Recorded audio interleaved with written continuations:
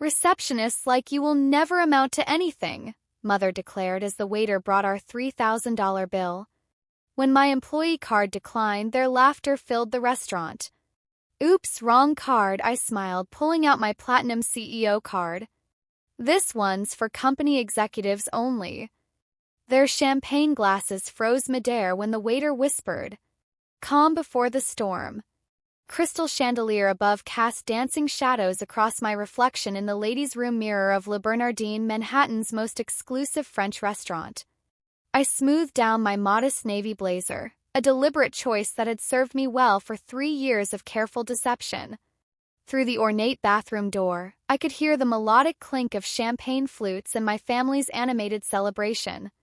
Tonight was supposed to be about my sister Victoria's promotion to regional marketing director.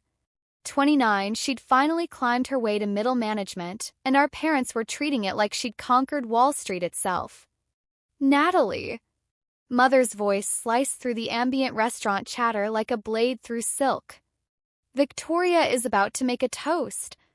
I took one last look at myself, plain gold studs, minimal makeup, hair pulled back in a simple bun.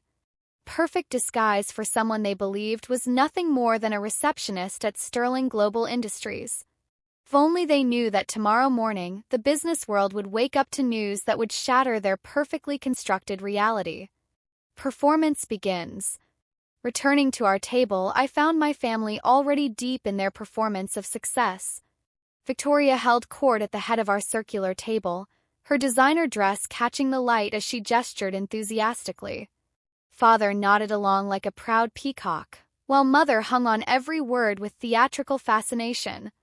"The Cristal Rose," Victoria announced to our server, pointing to the most expensive champagne on the leather-bound wine menu. After all, it's not every day someone breaks through the glass ceiling at Pinnacle Marketing. "Of course, sweetheart," Father beamed, his chest puffing with paternal pride. "You've earned every bit of this success. A regional director at your age, it's remarkable." I settled into my seat quietly, sipping my sparkling water while they continued their celebration. For 3 years, I'd perfected this role, the overlooked younger sister, the family disappointment, the one who'd settled for answering phones while Victoria climbed the corporate ladder. "Natalie, darling," Mother's voice dripped with condescending concern, "are you quite sure you can afford dining here? We'd completely understand if you needed to step out early. Reception work doesn't exactly come with expense accounts, does it?" Victoria barely suppressed a smirk behind her menu. Maybe she should have focused more on networking instead of just transferring calls all day. I maintained my practiced smile, the same one I'd worn through countless family gatherings where my achievements went unmentioned and my potential was dismissed. "Don't worry about me. I'm managing just fine." "Oh, sweetheart," Mother sighed with dramatic flair. "I just hate watching you waste your intelligence. But receptionists like you will never amount to anything significant. That's simply the reality of settling for mediocrity." The feast of assumptions. Our server approached with impeccable timing, his posture suggesting years of experience handling Manhattan's elite. "Good evening. Are we ready to order?" Victoria barely acknowledged him as she rattled off the evening's most extravagant offerings. "We'll start with the ossetra caviar service, followed by the Maine lobster thermidor, the dry-aged wagyu beef, and of course, the Cristal Rose to begin." Father practically glowed with satisfaction. "That's my successful daughter. She knows how to celebrate properly." Mother patted Victoria's manicured hand approvingly. "Unlike some people, you understand what it means to live up to your potential." I sat there absorbing their words like a sponge, each backhanded comment adding fuel to the fire burning quietly within me. They had absolutely no idea that in 12 hours, Sterling Global Industries would announce their new chief executive officer. They couldn't fathom that their mediocre receptionist daughter had spent 3 years learning every facet of running a multinational corporation from legendary business titan Richard Sterling himself. The irony was delicious. While they'd been celebrating Victoria's incremental promotions and modest salary increases, I'd been quietly building an empire. The evening's entertainment. Dinner became a masterclass in family dynamics. Victoria dominated every conversation, recounting her incredible journey to middle management while our parents provided a captive audience. She detailed her corner office upgrade, her new company car lease, and her team of 12 marketing coordinators as if she'd single-handedly revolutionized the industry. "The responsibility is overwhelming sometimes," she confided with practiced humility. "Managing budgets, coordinating campaigns, reporting to the executive board, it's not for everyone." I nearly choked on my wine. If she only knew that last month, I'd personally negotiated a $200 million acquisition deal with a Japanese conglomerate while she was posting LinkedIn updates about her leadership insights. "Tell us about your work, Natalie," Father asked with the enthusiasm typically reserved for discussing dental procedures. "How are things at, what was it again?" "Sterling Global Industries," I replied simply. "It's going well." "Still answering phones?" Victoria asked with mock concern. "Don't you think it's time to be more ambitious? I could put in a word with my HR department if you want to apply for something more substantial." The offer hung in the air like expensive perfume, cloying and overwhelming. I smiled sweetly. "That's very kind, but I'm quite happy where I am." Mother shook her head sadly. Such wasted potential. The moment of truth. 3 hours and countless passive-aggressive comments later, the moment I'd been anticipating finally arrived. Our server appeared with the bill presented on a silver tray, $3,247. Well, Father reached for his wallet, but Victoria intercepted with theatrical generosity. "Let's split it equally," she announced, though her eyes focused directly on me with predatory satisfaction. "Though, Natalie, if your budget won't stretch that far, we completely understand. Perhaps you could handle the tip instead?" Table erupted in gentle laughter, the sound echoing off the restaurant's elegant walls like mockery crystallized into music. I reached into my modest purse and withdrew a sleek black corporate card, deliberately selecting my employee expense account. "Allow me," I said quietly, handing it to our server. Within minutes, he returned with an apologetic expression. "I'm terribly sorry, miss, but this card appears to have been declined." The reaction was instantaneous and intoxicating. Mother's face illuminated with vindictive triumph. Victoria's barely contained glee threatened to spill over into outright laughter. Father looked genuinely embarrassed on my behalf. "Oh, Natalie," Mother cooed with false sympathy, "this is precisely what I meant about limitations. This is exactly why settling for reception work is so dangerous. You begin believing you can afford a lifestyle that's simply beyond your means." I fought back a smile as I reached into my purse again. "You're absolutely right, Mother." How embarrassing. I paused for dramatic effect. I accidentally gave him my employee expense card.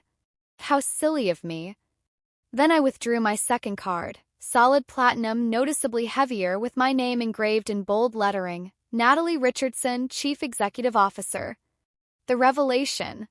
Our server's eyes widened as he recognized the distinctive card design. "Miss Richardson." His entire demeanor shifted instantly. "My sincerest apologies, I didn't realize. Would you prefer the private dining room for your next visit? I can have the executive menu prepared immediately." Table fell into stunned silence. Victoria's champagne flute froze halfway to her lips. Father's fork clattered against his china plate. Mother's face drained of color so rapidly I worried she might faint. "What did he just call you?" Mother whispered, her voice barely audible above the restaurant's ambient noise. I smiled, not my practiced, polite family dinner smile, but a genuine expression of satisfaction. "I think we need to have a conversation." "This has to be some kind of mistake," Victoria's voice cracked, her earlier confidence evaporating as she stared at my CEO card. "Some kind of joke or misunderstanding." The server, sensing the tension radiating from our table, processed my payment quickly and retreated. Within moments, a personalized executive menu appeared, leather-bound with my name and title embossed in gold lettering. Truth unveiled.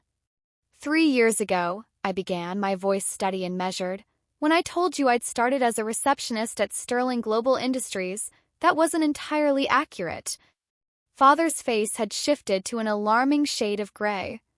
What do you mean? I was specifically recruited as executive assistant to Richard Sterling himself. I paused, letting the name sink in. The Richard Sterling. Billionaire. Business legend. The man who built Sterling Global from a startup into a Fortune 50 company. That's impossible, Mother interrupted, her hands trembling slightly. You've always been ordinary. Victoria is our success story. Is she? I pulled out my phone and opened my email application. Here's tomorrow morning's press release. Sterling Global Industries announces new CEO. Natalie Richardson, 27, becomes youngest chief executive in company history. It goes live at 9 a.m. Eastern. Victoria lunged for my phone, scrolling frantically through the official corporate communication. Her face grew paler with each line she read. This can't be real. You're just a receptionist. You answer phones. No, Victoria. I was Richard's protege while he taught me everything about building and running a global corporation. Every department, every decision, every strategy. While you were posting about your office upgrade on Instagram, I was learning to manage a $40 billion enterprise. The full picture. But your apartment, Mother sputtered, gesturing vaguely at my modest appearance. Your car, your clothes, everything about your lifestyle suggests. Did you ever wonder why I never upgraded my living situation? Why I kept driving that used Toyota? I leaned forward, enjoying their rapt attention for the first time in years. 'Cause I was investing everything. Building my portfolio. Following Richard's mentorship. That modest apartment building I live in? I own it. All 8 floors. Plus the 3 buildings adjacent to it. Father found his voice, though it trembled with disbelief. How much are we talking about, Natalie? Your net worth. I smiled, thinking of the morning's financial statements. As of tomorrow's announcement, with my Sterling Global shares and diversified investments, approximately $180 million. The silence that followed was profound and complete. Victoria's perfectly manicured nails dug into the white tablecloth. Mother's lipstick-stained wine glass sat abandoned. Father looked like he might require medical attention. The final twist. All those times you mocked my mediocre career, I continued, my voice gaining strength. I was actually closing multi-million-dollar deals. That weekend you refused to help me move because you were celebrating Victoria's bonus? I was in Singapore finalizing a $150 million partnership agreement. Why didn't you tell us? Mother whispered. Would you have believed me? You were too invested in your narrative about Victoria's success and my failure. You never asked about my work, my goals, or my dreams. You simply assumed I was disappointing. Victoria suddenly stood, her chair scraping loudly against the marble floor. This isn't fair, Natalie. I worked hard for everything I've achieved. You just got lucky because some old billionaire chose you as his pet project. I laughed, not with humor but with 3 years of suppressed frustration. Lucky? I worked 90-hour weeks. I studied every night. I earned every promotion, every responsibility, every dollar. The difference is, I didn't need social media validation or family dinner bragging sessions to feel successful. But what about tomorrow? Father asked, his business mind finally engaging. What happens now? Tomorrow changes everything, I confirmed. Tomorrow, the world discovers that your disappointing receptionist daughter runs one of the largest corporations in America. I stood, gathering my belongings with practiced efficiency. Oh, and Victoria? That promotion you're celebrating tonight? Sterling Global acquired Pinnacle Marketing this afternoon. The paperwork was finalized 2 hours ago. Victoria's face shifted from pale to green. What does that mean? I smiled, slipping into my coat. It means that starting Monday morning, you won't just report to your current supervisor. You'll be reporting directly to me. The new dawn. The following morning found me in my corner office on the 52nd floor of Sterling Tower, watching Manhattan wake up beneath a brilliant sunrise. My phone had been buzzing incessantly since the press release went live. 73 missed calls from mother, 45 from father, and an endless stream of increasingly desperate messages from Victoria. I opened one of her texts. "You can't do this to me. I've worked too hard to report to my little sister." Richard Sterling, now chairman of the board, entered with his characteristic warm smile. 68, he'd been more of a mentor and father figure than my own family had ever managed. "How did dinner go?" he asked, settling into the leather chair across from my mahogany desk. "Exactly as predicted," I replied, showing him the flood of panicked messages. "They're in complete crisis mode." He chuckled appreciatively. "When I first interviewed you, I saw something special. Not arrogance or entitlement, but genuine hunger to learn and grow. That's incredibly rare in someone so young." My intercom buzzed. "Miss Richardson, your family is in the lobby requesting an immediate meeting. Security is asking for instructions." I pressed the response button. "Send them up, Jennifer. And please confirm the 10 a.m. board meeting where Victoria will be presenting her department's quarterly results." "The same meeting where she'll learn her new reporting structure?" Richard raised an eyebrow with amusement. "Precisely." I smoothed my designer suit. No more modest blazers. Time to show them who I really am. Full circle. Minutes later, my family burst through my office doors. Their appearance was a stark contrast to last night's polished confidence. Mother's hair was disheveled, father looked exhausted, and Victoria was practically vibrating with rage and panic. "How dare you orchestrate this humiliation?" Victoria shrieked. "You deliberately set us up." "Good morning to you too," I replied calmly, standing behind my desk with the floor-to-ceiling windows framing Manhattan's skyline behind me. "Welcome to my office." "Natalie, sweetheart," Mother's tone had completely transformed from 12 hours earlier. "We are so incredibly proud of you. We always knew you had extraordinary potential." "Stop." My voice cut through her manufactured sweetness like a knife. "Let's be completely honest. You're not here because you're proud. You're here because you're terrified." I walked around my desk, commanding the room's attention. Victoria's terrified of reporting to her failure sister. Father's panicking because his construction company depends heavily on Sterling Global contracts.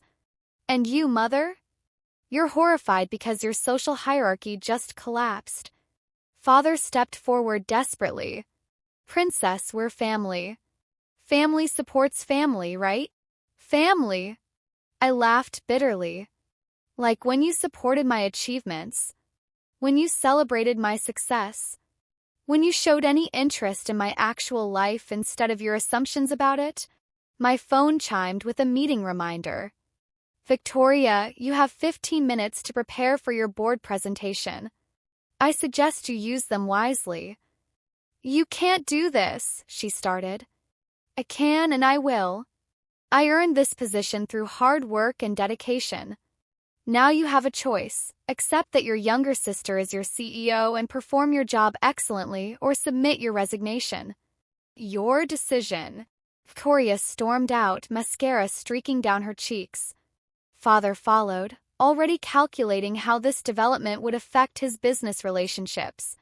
The mother lingered, attempting one final manipulation. "Darling, I'm hosting the charity gala next month. Perhaps you could sponsor." "No, Mother. No more pretending. No more fake pride. You'll need to earn my respect the same way I earned this position." I moved toward my desk, signaling the conversation's end. "Now, if you'll excuse me, I have a corporation to run." "The new order." After they left, Richard returned, his expression mixing pride and amusement. "Tough love." "They needed to understand that success isn't about titles or appearances," I said, gathering my materials for the board meeting. "It's about dedication, integrity, and patience." "And now?" he asked. I smiled, thinking about the challenges and opportunities ahead. Now they'll learn what genuine achievement looks like. Not from social media posts or family dinner bragging, but from actual results and real impact. Walking into the boardroom minutes later, I found Victoria already seated, her presentation materials arranged nervously before her. Our eyes met, and for the first time in our lives, I saw something new in her expression, respect mixed with fear. "Good morning, everyone," I addressed the assembled board members. "Let's begin." As I took my seat at the head of the polished conference table, I couldn't suppress a smile of deep satisfaction. The overlooked receptionist had finally written her own success story, and it was more extraordinary than my family had ever imagined possible. Sometimes the quiet ones, the underestimated ones, the dismissed ones, we're the ones who end up changing everything. And sometimes justice tastes like champagne served at the most expensive restaurant in the city, paid for with a platinum CEO card that no one saw coming. The best revenge, as they say, is massive success. And mine was just beginning.